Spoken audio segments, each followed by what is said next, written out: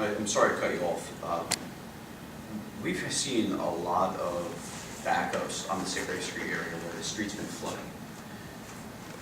Is there anything we need to worry about with regard to the content within that water? Absolutely. So Absolutely.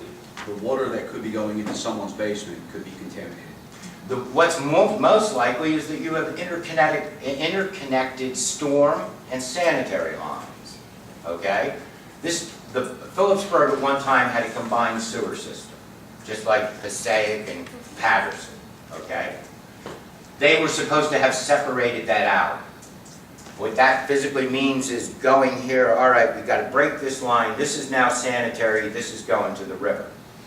But what we've seen, especially of late, is that there's what should be stormwater has fecal coliform as well as debris. And likewise, some of the sanitary lines have stormwater in it.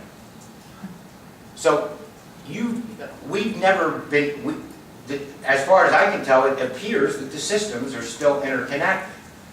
So we have the ability, let's say up near Sitgreaves Street, okay? Especially in some of those abandoned properties back there, it should all be stormwater. Yet it's not.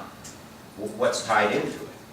So now what do? Do you let that go to the river once you find it? No, you have to put it into the sanitary because it's sanitary waste. But it's also a major portion of roof leaders and sump pumps.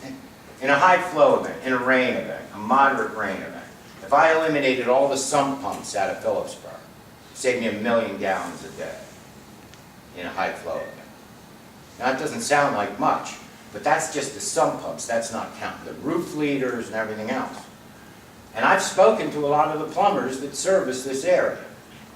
And there are numerous cross connections, acknowledged, known cross connections between the residents, homes, and either the sanitary or the storms. We don't really know which one is connected because we've never televised the entire line to see what's connected.